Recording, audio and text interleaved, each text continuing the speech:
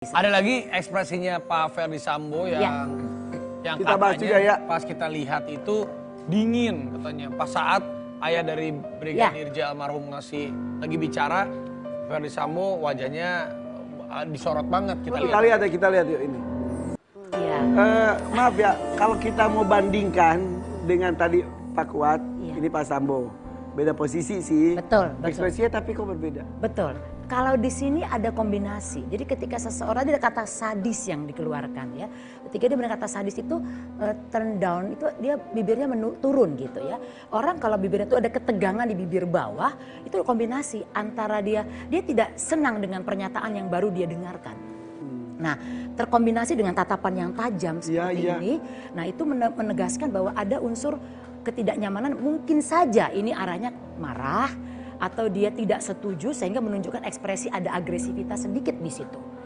Nah, ketika dia mulai, saya nggak tahu di bahasa enaknya apa, tapi memainkan bibirnya itu ada upaya untuk melarikan diri atau nggak berada di situasi itu lagi. Dia nggak mau dengar lagi pernyataan-pernyataan seperti itu. Terus tadi ada gerakan bibir yang...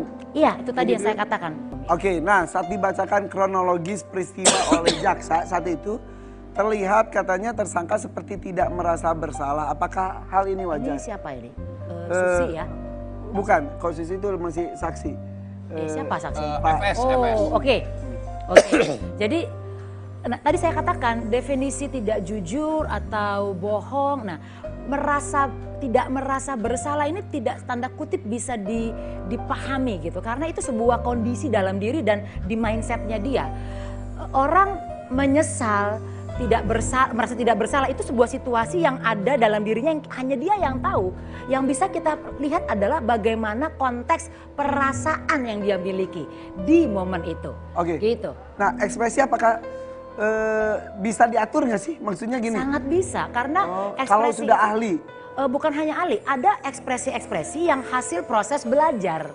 Misalnya kita diajarkan bagaimana percaya diri, diajarkan tuh wajahnya lagi deg-degan, tenang. Harus kita terlihat menarik di hadapan orang lain atau terlihat bahagia karena ini branding di depan televisi misalnya. Itu bisa diajarkan. Dan ketika itu diajarkan, dibiasakan menjadi sebuah kebiasaan, tanda kutip orang jadi terbiasa menunjukkan ekspresi seperti itu. Nah, apakah itu naturalnya? Belum tentu. Iya, benar. Gitu. Jadi perilaku tidak sama dengan kepribadian seseorang. Betul. Oke.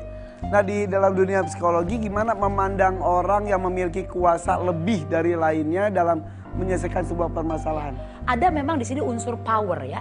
Ketika seseorang diberikan sebuah power, artinya dia punya privilege ya, sebuah keluasaan untuk menguasai sekitarnya.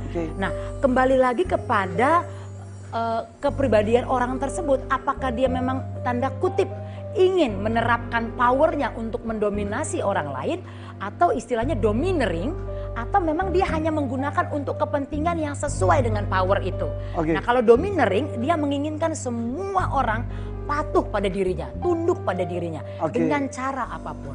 Karena tadi ada 3 video, 2 diantaranya semuanya tertunduk, tegang, satu lagi tenang. Kita nggak bisa bilang tenang karena unsur tenangnya justru tidak muncul di sana. Justru tegangnya, ada unsur marah, ada unsur tidak setuju, ada unsur tidak suka mendengar percakapan. Nah, jadi itu tidak tenang. Tapi unsur dominasi tanda kutip barangkali ini adalah sebuah ciri perilaku yang sudah melekat pada dirinya. Karena memang pengalaman hidupnya membawa pada unsur itu. Jadi dia sudah terbiasa dengan power itu. Tidak biasa ditekan. Kemungkinan seperti itu. Nah, tapi ada unsur kan begini, ketika orang sudah punya power dan power itu dicopot tiba-tiba, ada orang post power syndrome.